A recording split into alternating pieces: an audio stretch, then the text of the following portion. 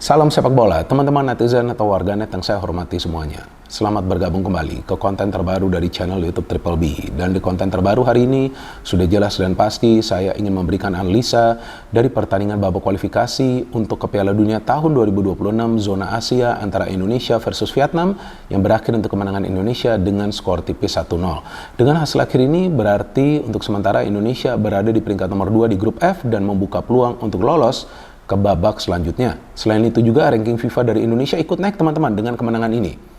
Oleh karena itu sekarang ranking FIFA dari Indonesia adalah di peringkat nomor 138.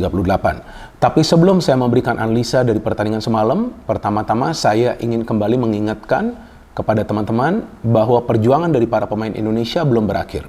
Karena masih ada pertandingan kedua lawan Vietnam pada tanggal 26 Maret nanti di kandang mereka. Artinya ada baiknya untuk saat ini kita jangan gembar-gembor di sosial media. Namun kita perlu bersyukur bahwa Indonesia bisa meraih kemenangan yang penting ini. Karena jika teman-teman menonton pertandingan semalam, maka kalian juga bisa perhatikan bahwa Indonesia menang dengan susah payah alias setengah mati. Ya karena memang Vietnam bukan tim yang lemah. Kan saya menjelaskan tentang Vietnam di konten preview dari pertandingan ini bahwa mereka akan datang ke Indonesia untuk menggagalkan Indonesia meraih kemenangan. Dan saya sungguh terkejut dengan melihat para pemain Vietnam itu berani melakukan high pressing. Dan ternyata itu adalah taktik yang berhasil mereka jalankan di babak pertama. Karena menyulitkan para pemain Indonesia untuk bisa build up, untuk bisa membangun sebuah proses serangan yang rapi.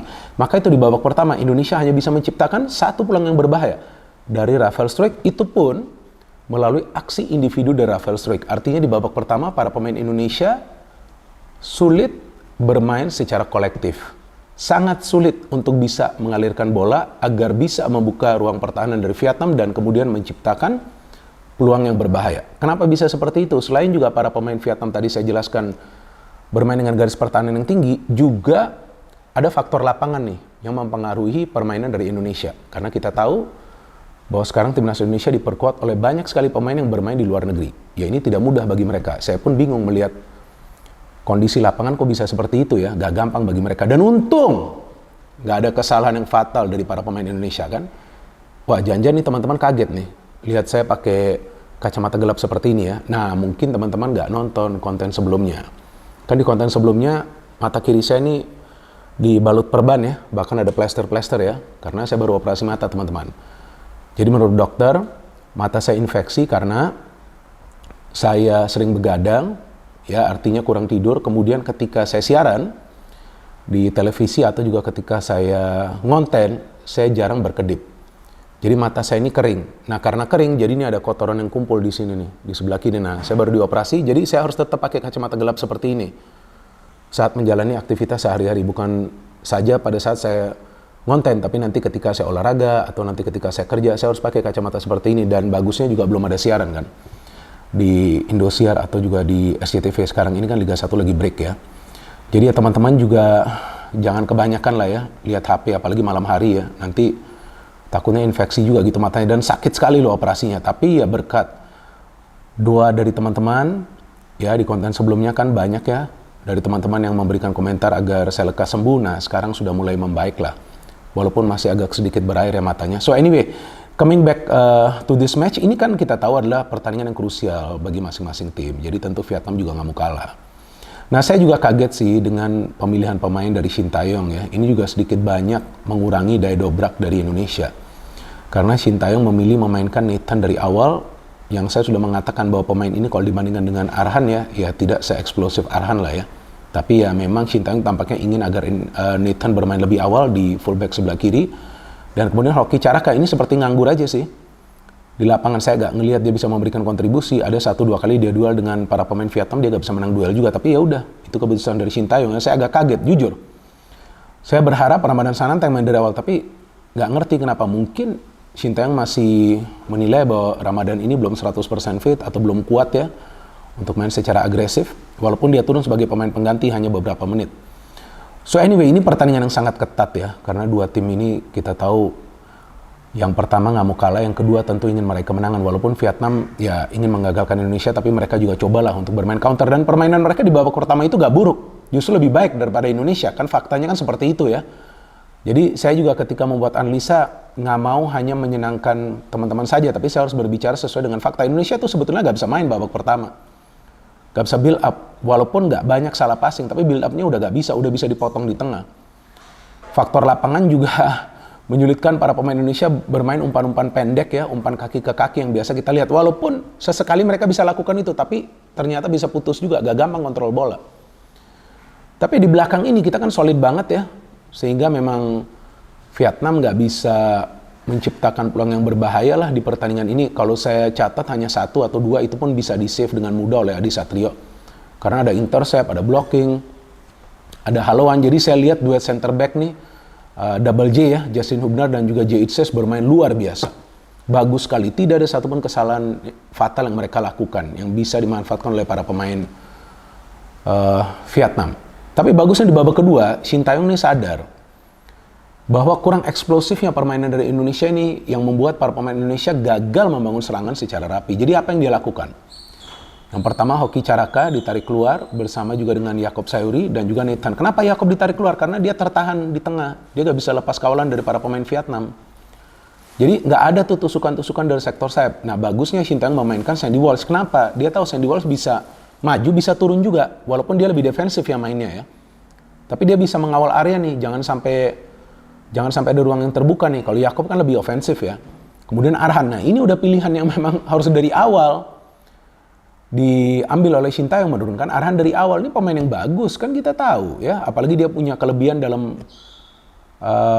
lemparan ke dalam kan. Justru pemain Vietnam tuh di babak pertama banyak sekali tuh mengambil lemparan ke dalam yang jauh, mengikut-ikutin kita saja tuh mereka ya. Udah Cywar sebelumnya kalah juga kan, tapi mereka punya lemparan ke dalam gak ada yang bisa gak sebanding dengan Arhan lah ya. Arhan kan gak ada yang bisa lawan tuh lemparan ke dalamnya, gila, ngeri banget ya.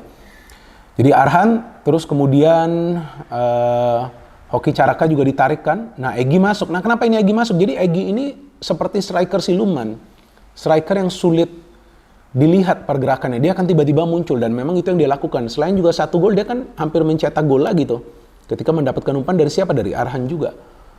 Jadi Arhan masuk ini, para pemain Vietnam lebih sibuk dalam bertahan karena kecepatan Indonesia ini bertambah. Egy apalagi kan pemain yang skillful. Nah artinya ya Shin Tae-yong ini paham ketika dia perlu memainkan Egy atau dia perlu memainkan Arhan, dia nunggu dulu momen walaupun dari awal dia tidak pilih. Jadi pelatih ini juga melihat apa yang sebetulnya sedang terjadi di atas lapangan. Jadi ketika babak kedua dimulai langsung tancap gas karena speed dari para pemain Indonesia bertambah dengan masuknya beberapa pemain baru dari bangku cadangan.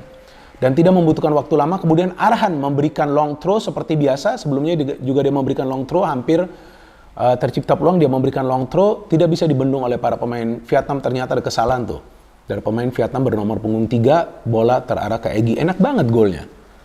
Iya kan, enak banget. Dan pas juga jatuh ke kaki kirinya. Ini memang adalah bola-bola yang diinginkan oleh Egy.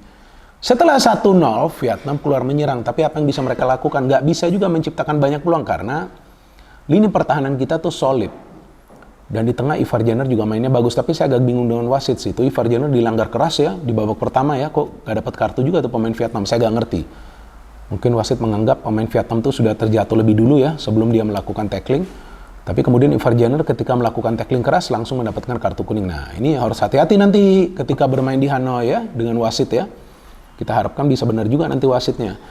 Tapi anyway, this was a good game karena ini menguji mental dari para pemain Indonesia. Mereka ditekan dan mereka punya pressure untuk menang dan mereka bisa menang. Setelah itu kita tahu Marcelino hampir mencetak gol, J. Itses hampir mencetak gol. Kenapa Indonesia bisa menciptakan lebih banyak peluang di babak kedua? Karena kecepatan mereka bertambah, karena punya pemain-pemain yang lebih berani melakukan tekanan seperti Sandy Walsh, Arhan, kemudian Egy juga pemain yang pintar yang bisa memancing para pemain Vietnam melakukan pelanggaran. Nah sayangnya tuh Egy mendapatkan peluang kedua, saya lupa menit keberapa itu, seharusnya tuh dia sudah mencetak brace. Sayang gagal itu ketika Arhan sudah memberikan passing. Jadi Indonesia memang memulai pertandingan ini dengan lamban, tapi mengakhirinya secara ganas. Vietnam nggak bisa berbuat apa-apa itu di babak kedua. Walaupun mereka menyerang, mereka main skill individu, masih bisa dibendung oleh lini pertahanan kita. Seperti yang saya katakan, lini pertahanan kita harus solid pokoknya.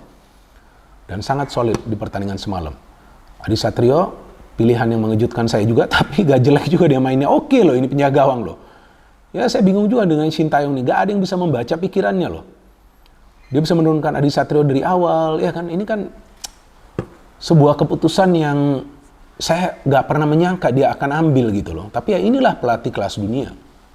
Yang mungkin bagi sebagian teman-teman nggak puas dengan permainan Indonesia, termasuk saya juga sebetulnya nggak puas, apalagi di babak pertama, ya karena seperti yang tadi saya jelaskan, ini nggak gampang bagi mereka bermain under pressure, plus lapangannya seperti itu. Saya nggak lihat juga lapangan di GBK itu seperti apa sebelum pertandingan ini. Saya kaget, kok begini lapangannya. Aduh, nggak ngerti juga, mungkin memang nggak ada venue lain ya, saya nggak tahu tuh, Gelora Bung Tomo apalagi direnovasi atau gimana tuh. Kalau nggak kan di sana juga bagus ya, atau di Sijalak Harupat, tapi kan nggak bisa juga main di Sijalak Harupat ya, kan harus main di stadion yang inilah, artinya jaraknya nggak boleh terlalu jauh lah dari bandara kan. So anyway, ini adalah kemenangan yang penting dan saya harapkan nanti ketika bermain di Hanoi, para pemain Indonesia bisa bermain mengontrol irama permainan. Nah di babak pertama para pemain Indonesia tuh nggak bisa mengontrol irama permainan, maunya main tempo tinggi tapi nggak sanggup karena pressing dari para pemain Vietnam. Seandainya mereka bersabar dikit, mungkin bisa menciptakan lebih banyak peluang juga di babak pertama. But anyway, yang penting Indonesia bisa menang. Ya kan, itu yang paling penting karena 3 poin ini sangat amat berharga teman-teman. Dan bagi saya, man of the match semalam adalah sang pangeran Jae Itses atau Bang Jae di lini pertahanan. Tenang sekali pemain ini. Para pemain Vietnam yang mendekati Jae gerasa gerusuk, mau main kasar dia tenang. Dan yang saya bingung, kok sejak menit pertama, sejak pertandingan ini dimainkan sampai selesai, Jae Itses rapi terus nih orangnya. Luar biasa pemain yang satu ini. Jadi tidak salah juga Shin Tae-yong memilih Jae Itses sebagai salah satu pemain keturunan Indonesia yang dinaturalisasi untuk bisa membela timnas Indonesia. Kita tunggu saja teman-teman pertemuan kedua nanti lawan Vietnam pada tanggal 26 Maret nanti. Tentu kita perlu optimis, tapi kita juga perlu rendah diri. Gak perlu gembar-gembor, gak perlu komentar yang aneh-aneh seolah-olah Indonesia sudah lolos ke babak selanjutnya. Belum, perjuangannya masih panjang. Ya tapi jika Indonesia nanti bisa menang di Hanoi, ya satu kaki dari para pemain Indonesia itu sudah berada di round ketiga. No hate, no politics, only football. Salam sepak bola.